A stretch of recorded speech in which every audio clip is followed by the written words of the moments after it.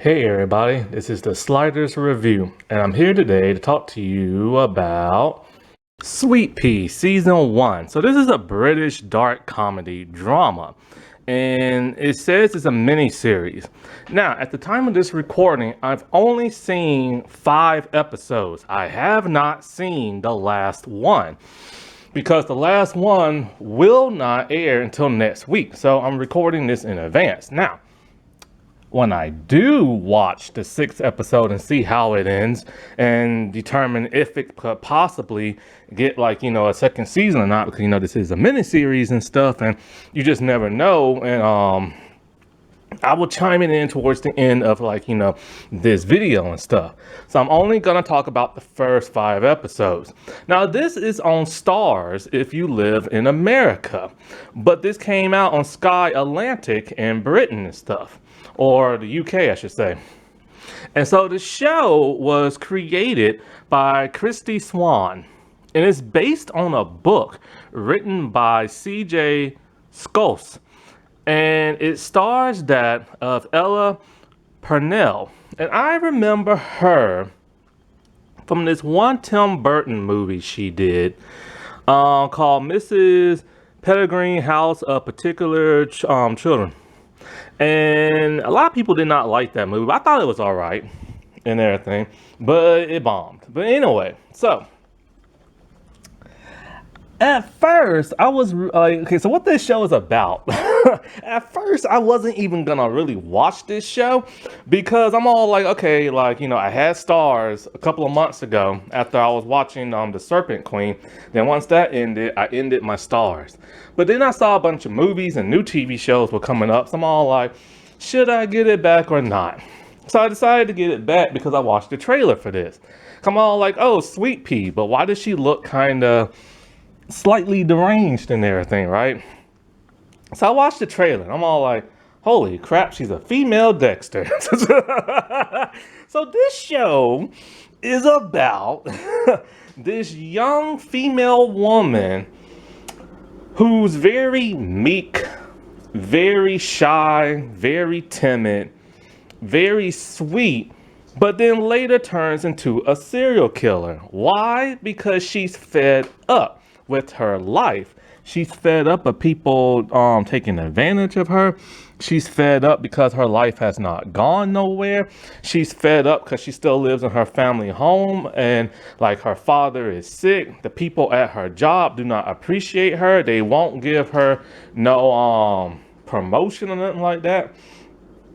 And she had this high school bully who she feels ruined her life because when she was in high school, she got picked on so bad that she pulled out her hair and her hair did not grow back until she was 22 years old and stuff. So she had to wear a wig and everything.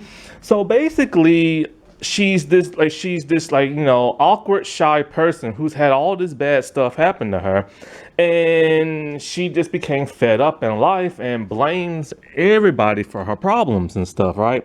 Oh, also she doesn't have a car, so she has to catch the bus and walk home and stuff. So she's in a rut and she's stuck in her hometown, while even her bully has a way better life than her. Her sister is rude and mean and is sold the family home because the father, he was in the hospital, but then he died. And so the sister just could care less and she sold the home. And Rhiannon, that's her name, Rhiannon, has no place to live. And she literally tells her sister, what the heck am I gonna do? And the sister doesn't care and everything.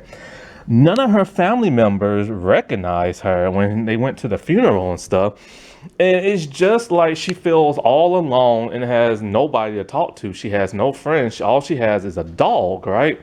And her bully at school is still being a bully to her, even in adult age. And so her bully is in real estate. And she has this billboard poster. So when she's looking at it, being pissy and everything, she saw Julia's billboard, and then all of a sudden her dog ran out into the street and got hit by a car. I'm all like, holy crap. And so at first I'm just kind of like, I don't know if I'm gonna really watch this, and and because kind of like, I don't know, because like, do I really want to watch this sweet innocent person go down the dark side and do this bad thing of start killing people? But then I'm kind of curious to know how exactly she got there. And not only that, but like, I'm a fan of Ella, and she's also the executive producer of the show. So I'm all like, why not? I'll check it out. I mean, I watch slasher movies, you know what I'm saying? And after watching this and everything,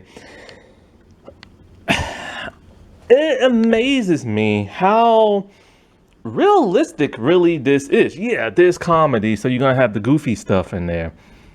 But you gotta stop and think about this outside the box. There are people who are literally just like Rhiannon, who start off like shy, awkward, got bullied, very nice, and then something caused them to want to blame other people for the bad stuff that happened in their life. They become psychologically disturbed and everything. And some people legit snap. Some people snap to where they'll just fuss you out. Other people snap to where they'll hit you and everything. And then other people, sadly, will snap to where they will commit murder. And it's fascinating to explore that in a true crime kind of way, because what really creates a murderer? Some people are just psychotic just to begin with. Other people are just evil. And then some people are taught to be evil and everything. And some people are persuaded, and other people literally just, their mental state just like collapses and everything. And it's something that psychiatrists really need to examine and explore. Now, when I was in college, I took a class. I think I took social behavior, I think that was called. And my teacher told me point blank, he told the entire class, he said that the justice system sucks, because he said that psychiatrists, cops, and judges could literally end all crime in America and all around the world if they really wanted to, but they won't.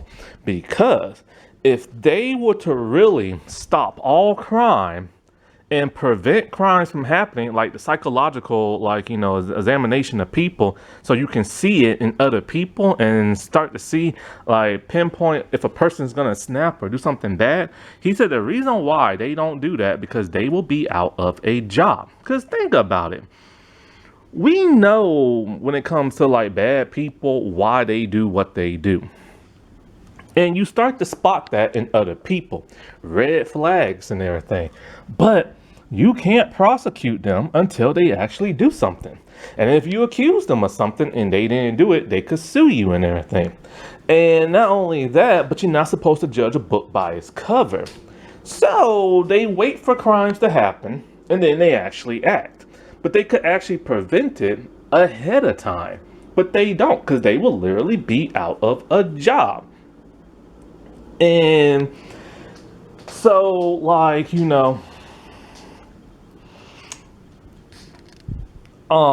and it's really crappy, because it's just kind of like they're thinking about themselves and not the lives of other people who can end up like murdered or beaten or assaulted and all this other crap, you know what I'm saying? And so, this person, Rhiannon, she literally just hit point blank. Like, she just feels like there's no way out of the solution she's in unless she does something about it.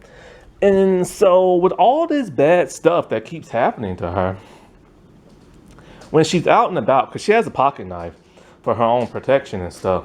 And so, when she's out and about and there's this guy being very rude and everything, like when she's walking, he's like harassing her sexually and stuff. And she doesn't like it. So she got fed up because, in the beginning of the show, she starts off, people all like to kill. And it's like, when you look at her, you don't think of a serial killer. You don't. Because she has these big doughy eyes. She's really skinny. She's very meek. She's very shy and timid. Like, she can't even really stand up for herself. Like, she went to her boss, and her boss is the one who calls her sweet pea. And so, the title of the show. So she goes wanting a promotion. She's all like, I feel like I need a promotion because blah, blah, blah, blah, blah, blah, blah, blah. But he looks at her and he's all like, no. He's all like, you know, you're just not qualified enough. I'm going to give it to this guy instead. And then he gives it to like his nephew or something like that. So she's kind of like, what the heck, man? Like, she feels like she's qualified and nobody wants to hear her out. And then a Nepo baby gets her job and everything. Then, like, you know, one time she's in the mirror and she tries to roar like a lion, but it comes out like a little cub. And she can't even do that. Like, she's just so timid, right? So when she finally gets so fed up because her dog died and all this other stuff, she's losing her home. She still has like a bully. Her bully has like, you know, a more well-developed like body than hers, has a fiance. And it's like, you know, when the guy started harassing her, she started like following him with her knife, and then she just decided to stab him in the neck. I think he was also trying to like grab at her or something like that. And after she did that, she got rid of the body and she was just kind of like, holy crap, like what did I do? But then the next day she realized she could report on it because she's a news reporter type person for a newspaper, right? So she slowly started to gain confidence, but because she's so shy and timid, she almost keeps giving herself away with her looks and her mentioning stuff about the man. People are like, well, how do you know him and everything? So then, you know, as, you know, things are starting to progress in her life, she's starting to build more confidence. There's a guy she likes. She started sleeping with him and everything. She befriends somebody at work, the guy who took her job. But people are still messing with her. So it's just like she put some type of stuff in this one guy's coffee at work.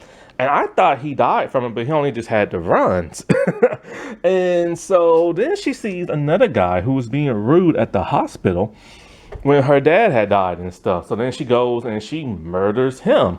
And slowly she's just building more confidence to where she can assert herself and all this other stuff. And it's weird to see this transformation that murdering people is giving her a new boost in confidence and life.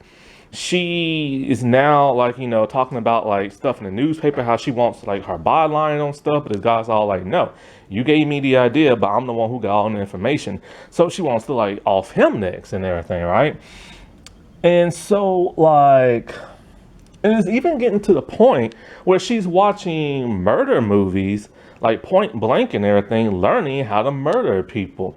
Learning that when you dispose of the body, put it in like a refrigerated type thing. And you see her get in the refrigerator, you know what I'm saying, to test it out. And it's all for like humor, but it's disturbing humor and everything, you know? And so like, the next person she wants to off is her bully and everything, Julia.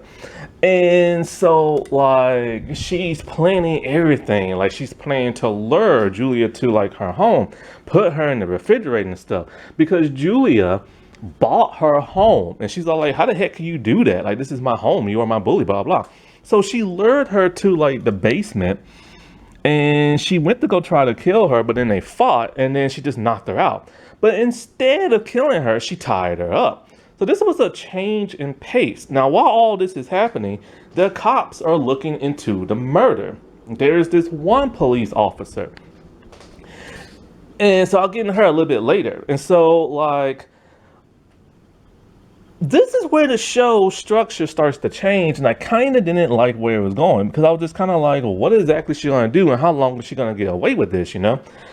But then Julia ain't going to take no crap and starts taunting her, as, you know, Rihanna is all like, you ruined my life, and you bullied me, and you caused me to be stuck in this city for the rest of my life, and I can't make nothing of myself, and it's all because of you bullying me, like, a long time ago. And so what's the name, just literally laughing in her face. But then it happens, and I knew this crap was gonna happen. They build a rapport with each other.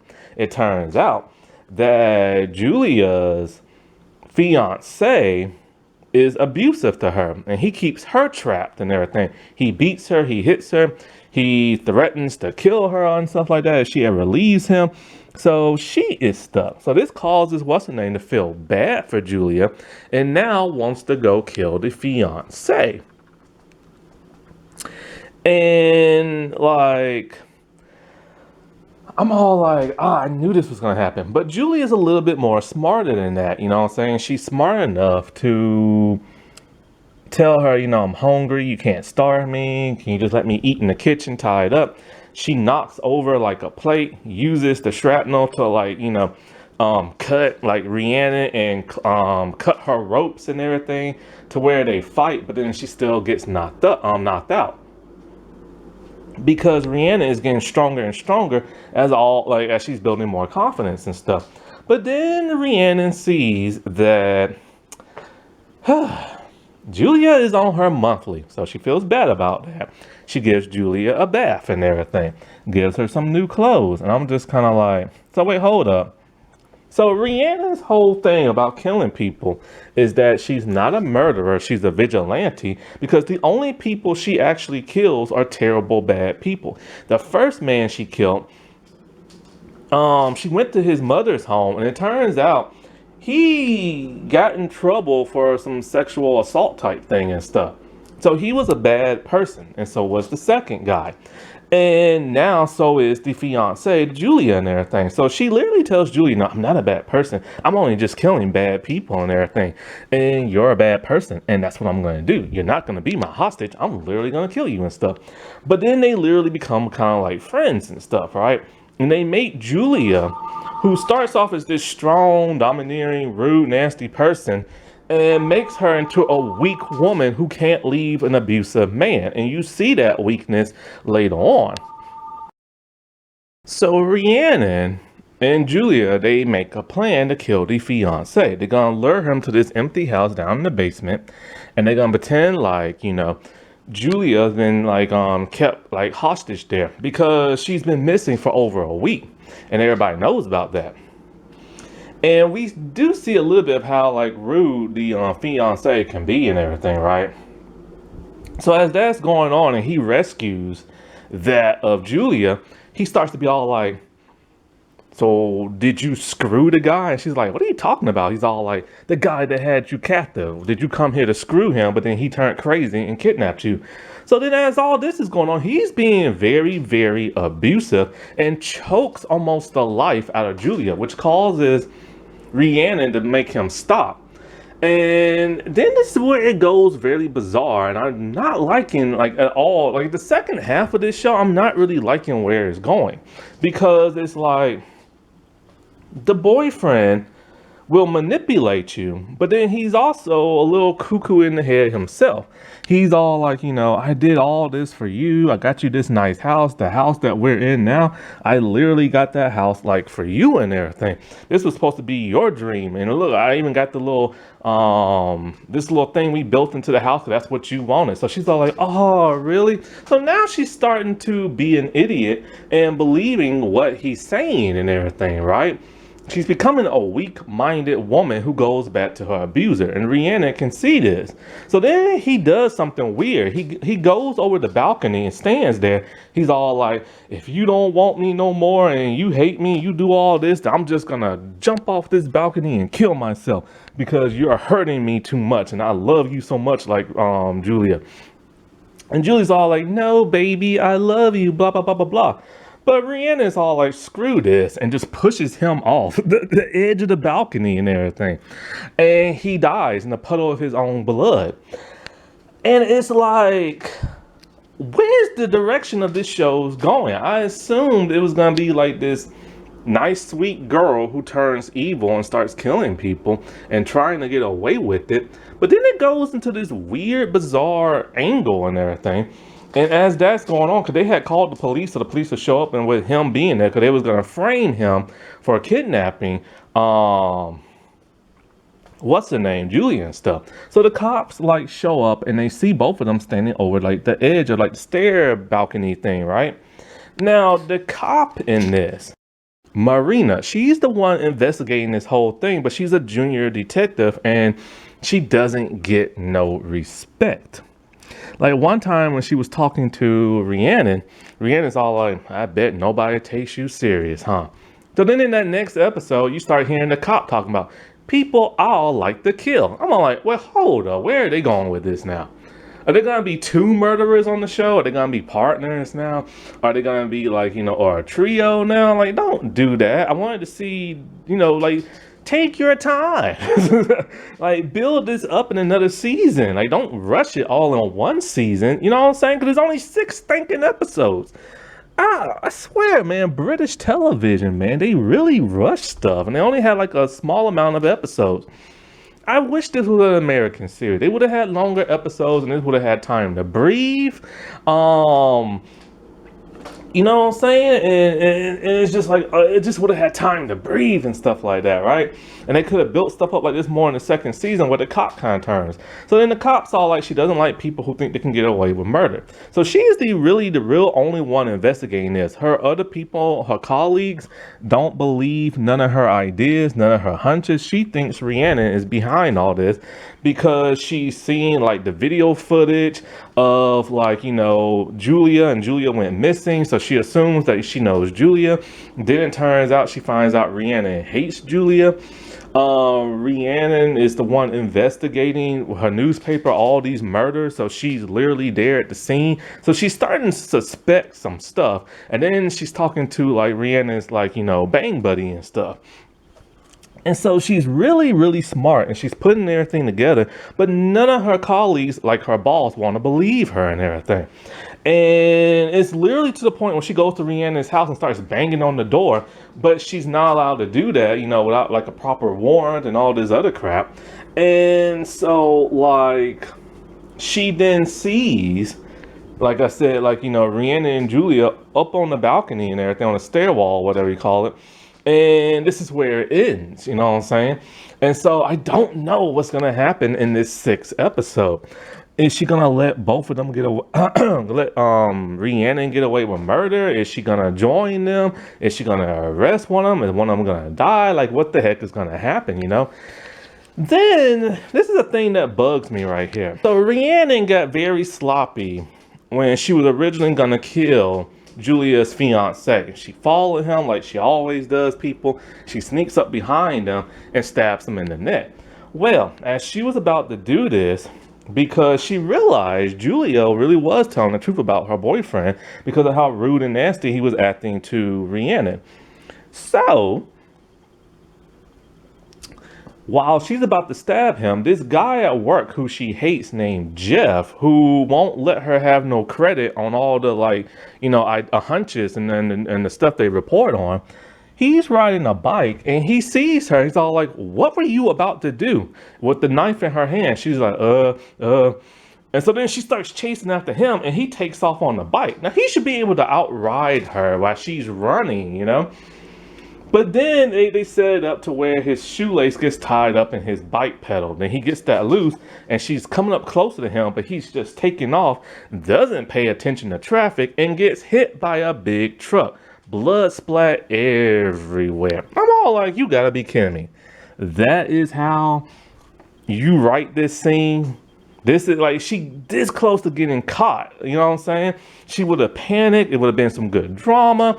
But instead, they wrote it to where the only person who really knows that she did something or about to do something just got killed and everything.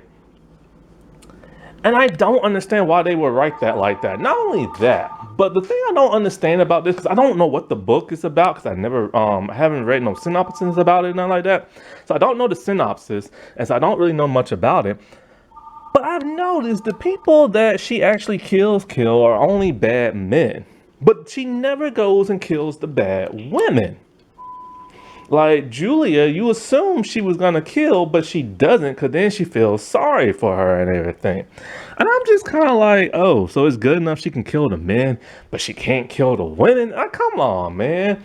I don't know if that's what happens in the book, or it's just modern day television or what, but I get tired of seeing stuff like that, where it's just one, like, it's so sexist and everything. And because, like, I really don't like the second half of this series, because it was more intriguing in the first half of her being solo, doing stuff on her own, going after people, having to sneak up behind them because she's not physically that strong and everything, only for her to feel sorry about her bully. And by the way, Julia has never really apologized for what she did. She literally taunted her in her face, egged her on, and then she only said she was sorry because she was begging for her life, but that's about it. She's never apologized, and she's still a weak woman going after her fiance. And then there was a scene where Julia literally could have escaped because they become such good buddies now that when Rhiannon was about to go out, Julia applied her makeup on her face. I'm all like, what the heck kind of crap is this? Some kind of weird Stockholm syndrome or something like that. And she literally had an eyeliner, a pencil, so close to what's-her-name's eye, she could have stabbed her in the eye. And there was a scene where it looked like she was going to stab her, and even Rhiannon was getting scared, but she doesn't do it, just to build that rapport with her and everything. And I'm just kind of like, is that what the book is about? I really hope not. So now I'm going to talk about the last episode. Okay, so I just watched the finale, the 6th episode, and I can tell they're banking on a second season. It hasn't been renewed yet, but there are 5 books in the Sweet Pea series, so they might just get like a second season. Also, from what I read from the synopsis, the show is slightly different from that of the book, which I'll get into much later in the towards the end of this video. But anyway, the 6th episode. There are some things I liked about the finale and some things I didn't. And it does make you wonder, if they get that second season, what kind of direction is it gonna go in? So there's some things I'm pleased with, you know what I'm saying? But then there are other things I'm just not. I am glad to see the cop, Marina, did not side with Rhiannon. And because I was afraid she might just like let her go and, you know, and let her get away with the killings, or they start killing together. So thank God that did not happen. The person who figured it out that she's like a serial killer and everything surprised me. But there was a lot of things that surprised me about the finale that I'm just not happy with. But I guess that's like more true crime type stuff, you know? So basically, it's like this. Julia and Rhiannon both get arrested. They spend the night in jail. They're interrogated. They both lie to the cops. Marina is pretty much sure that, you know, Rhiannon did it, but her boss doesn't like how she's talking to Rhiannon and stuff. And it's even to the point where she's badgering Rhiannon, almost gets her to confess, but the boss makes her stop. So the cop is starting to lose it because she doesn't like killers and stuff. And nobody appreciates her or takes her serious at her job. Afterwards, this is the part that really like was just odd. Like, the relationship now between that of Julia and Rhiannon, I knew at some point in time one of them gonna kiss one of the other person. I had that feeling. So basically, the plan was just to frame the fiance, Marcus, or whatever his name was. That's it. But Julia was not expecting Rhiannon to push him and stuff.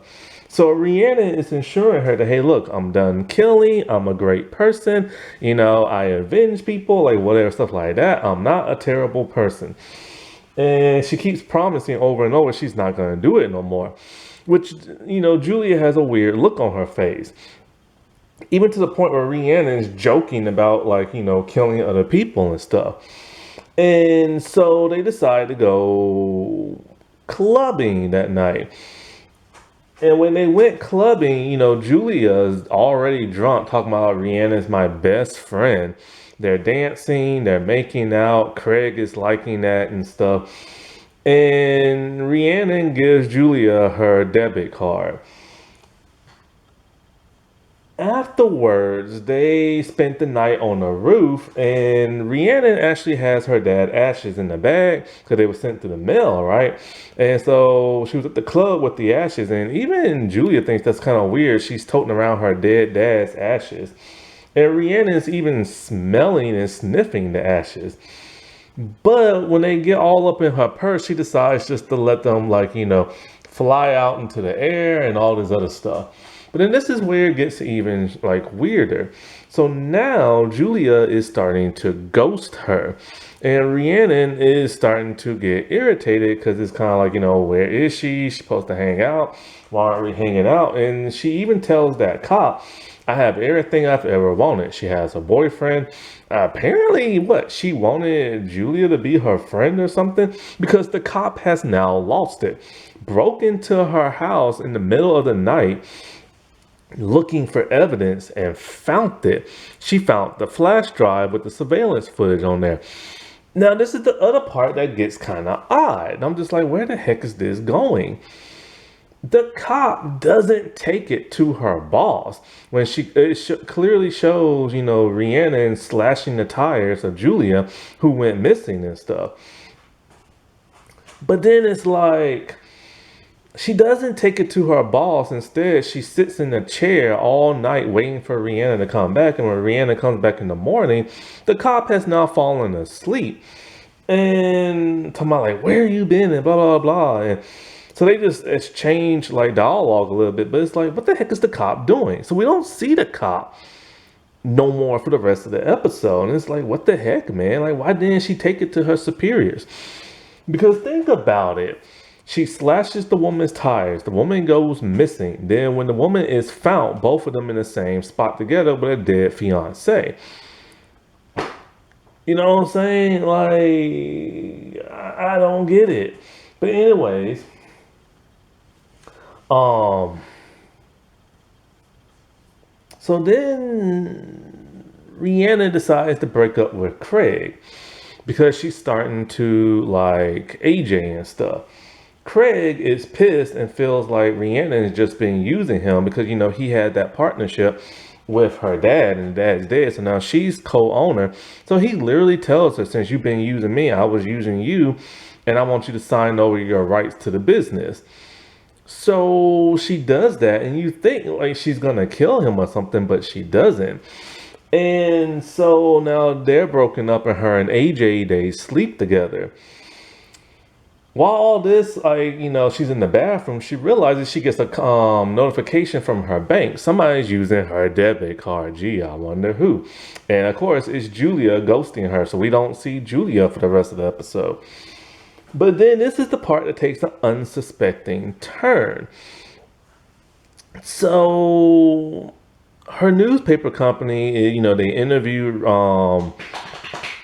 Julia. Now, I forgot to mention this. When Julia was explaining, what her captive did to her and everything, it unsettled that of Rhiannon, thinking, wow, you think of me as a monster. I'm not a monster. I'm a good person who kills bad people and stuff. But it's too much for Julia to handle. And this is when she starts ghosting her and everything. Because she's starting to realize, Rhiannon is screwed up in the head. And it made her feel like horrible and stuff. But then when it comes to her and AJ, he gets a text because, I guess the police station texts the newspaper company the murder weapon. And of course, he remembers because the first day he met Rhiannon, she had that knife in her hand. So he's trying to get the heck on out of there while she's talking about she's a great person. But he's like, no, you're a monster. She literally, she's hugging him because he's trying to leave. And she doesn't want him to leave, but then she picks up a kitchen knife and stabs the crap out of his side and his neck. Now, I gotta give it up to the British, man. I said this before when I talked about the Luther show. The way they show violence is like intense. It's crazier than a slasher movie. Like the way the blood came out of him, the way she stabbed him. That was more blood and horrifying than I've seen in any slasher movie. When Ghostface kills people, yeah, he's killing people, and you'll see blood pour out in a cinematic kind of way. But the aftermath doesn't look this gruesome, except for Scream 4 when he just went crazy on that one girl in the room. But yeah. So he dies, and she's holding him as blood is pouring out her his body, and then all of a sudden, her sister, who has literally disappeared from the rest of the series and finally came back, has a key to her place, walks in, and she's freaking out because she's on the ground. And so it's just kind of like, dude, where's this gonna go next season? Because where could it go? Julia's a very odd character. She's a very complicated girl who has suffered abuse, but likes to be a wild child and everything. That's gonna cause conflict with that of Rhiannon.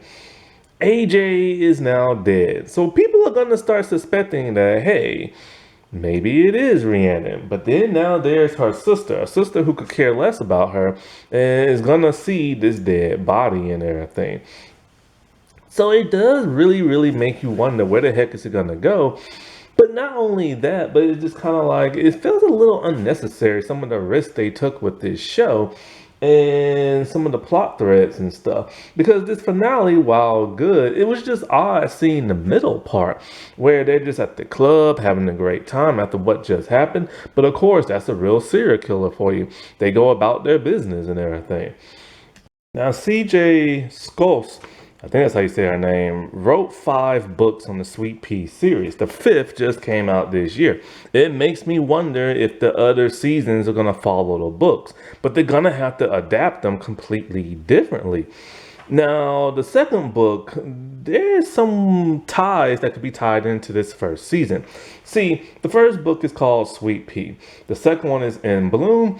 The second one is Deadhead, and let's see, the 4th is Thorn in My Side, and 5th, The Bad Seed.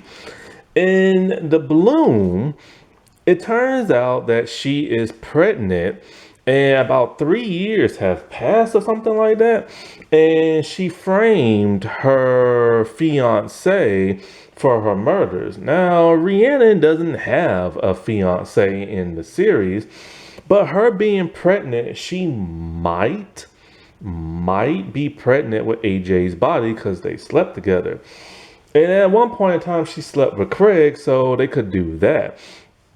But in the Sweet Pea book, apparently it turns out that Rhiannon had a traumatic past and it made her kind of like a celebrity. As she got older, her celebrity started to dwindle down, and she started making a list of everybody she wanted to kill.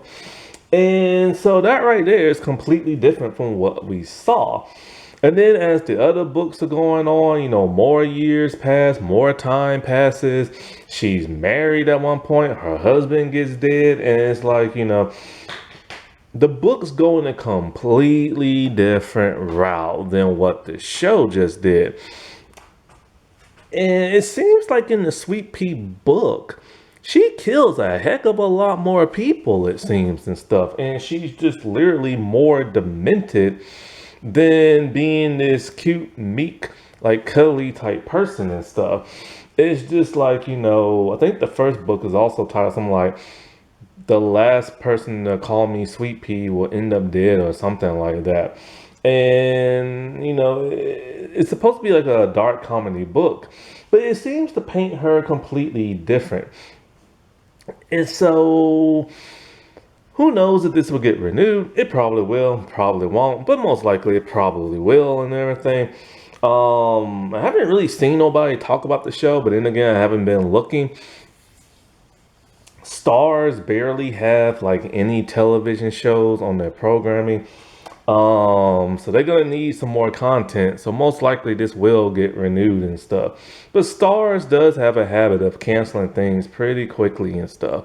So, So a lot of the fans of the books I just now read don't seem to be a fan of the show because they hate the changes.